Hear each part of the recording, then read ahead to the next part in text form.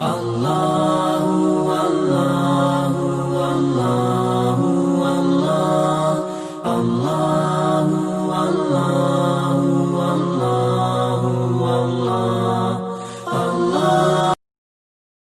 جوزی نے لکھا ہے سینکڑوں سال پہلے، آج کے کسی عالم کی بات بتاتا تو لوگ انکار کو، سینکڑوں سال کہتے ہیں بلخ میں قحط پڑ گیا، لوگ ہجرت کر کے سمرقند آ گئے، ایک سیدوں کا خاندان بھی آیا، ایک ایسی خاتون بھی آئی جس کے ساتھ 3 بیٹیاں تھی، بیٹا بھی کوئی نہیں، خاوند فوت ہو گیا، مسجد کے ساتھ مہمان خانے بنے ہوتے تھے، وہاں اس نے بچوں کو ٹھہرایا اور نکلی سمرقند میں کہ کوئی آدمی مل جائے اور اس سے کہوں کہ تھوڑی سی مدد ہو۔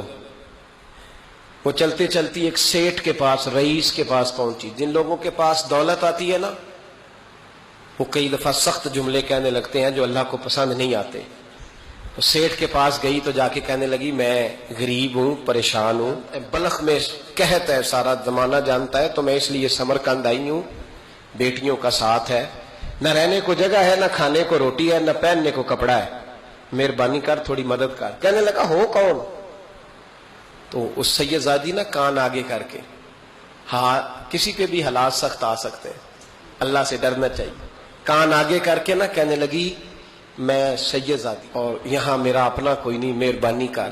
تو وہ سیٹھ صاحب، چودھری صاحب کہنے لگے مجھے کیسے پتا چلے گا تو سید ہے؟ تو سید زادی نے اپنا پلو کھولا اور اپنے آنسو دونوں آنکھوں سے صاف کیے تو کہنے لگی اللہ تیرا بھلا کرے، میں ثابت نہیں کر سکتی کہ میں حضور کا خاندان، میرے پاس کوئی دلیل نہیں، میں نہیں بتا سکتی، چل ٹھیک ہے، چلی گئی۔ کسی نے بتایا کہ یہاں ایک یہودی بھی رہتا ہے، وہ بڑا سخی ہے، یا آتش پرست ہے، یا پارسی ہے کافر غیر، سخی بڑا ہے۔ اس کے پاس گئی، بیٹھی رہی، لوگ بیٹھے تھے، جب چلے گئے تو قریب گئی، کہنے لگی مجبور ہوں، پریشان ہوں، غریب نہیں ہوں۔ کہنے لگا بی بی تجھے کبھی دیکھا نہیں، سمرقند کی اتنی آبادی نہیں، میں سارے شہر، تو کون ہے؟ تو کہنے لگی تعارف نہ ہی پوچھے تو اچھا ہے۔ اس نے کہا چلو اگر پتہ چل جائے تو۔ کہنے لگی میں مسلمانوں کے نبی کی اولاد ہوں، مسلمانوں۔ اس نے کہا پیغمبر خدا کی اولاد؟ اٹھ کے کھڑا ہو گیا، بی بی کو ساتھ لیا، گھر گیا، کہنے لگا جو صاف ستھرا کمرہ ہے نا اسے پھر دھو ڈالو، ایک دفعہ پھر دھو ڈالو۔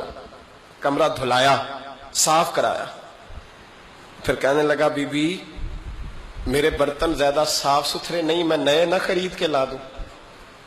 پھر نئے برتن لایا، پھر اپنے بچوں سے کہنے لگا اونچا نہ بھولنا، یہ سیدہ فاطمہ کی شہزادیاں آئی ہیں، یہاں کوئی شخص اونچی بات نہ کرے۔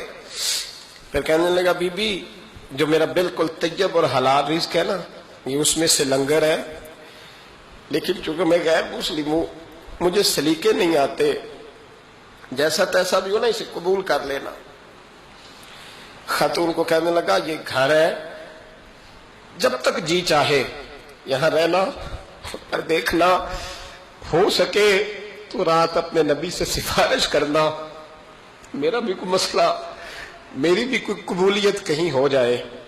وہ مسلمان کہلانے والا رات کو سویا، کہتے جنت سجی ہوئی ہے، لوگ جنت میں جا رہے ہیں،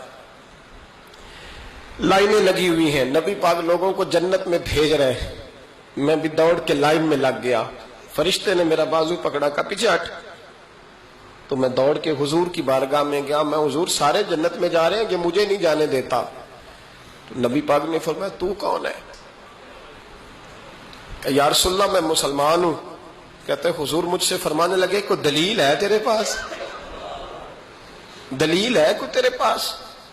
میں چپ کر گیا۔ فرمایا میری بیٹی تیرے دروازے پر آ ہی گئی تھی تو دلیلیں پوچھنے لگ گیا تھا۔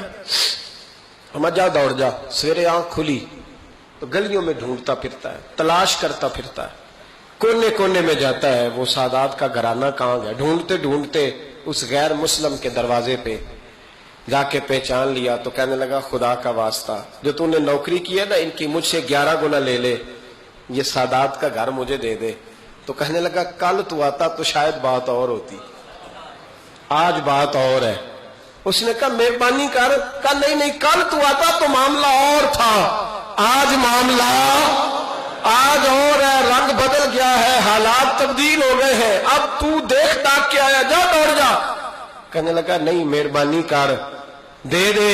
تو غیر مسلم میں تیرا کیا تعلق؟ کہنے لگا چپ کر، غیر مسلم میں کل تک تھا، کل سے سجدوں سے پیار کیا ہے تو میرے حالات سنور گئے ہیں. وہ جو نظارے تو نے رات خواب میں دیکھے ہیں میں نے جاگتی آنکھوں سے دیکھے ہیں، میں نے جاگتی آنکھوں سے. اور تو نے کسی مفتی پیر عالم کے ہاتھ پہ کلمہ پڑھا ہے، میں نے رات محمد عربی کے ہاتھ پہ کلمہ پڑھا، رسول اللہ کے ہاتھ پہ کلمہ پڑھا.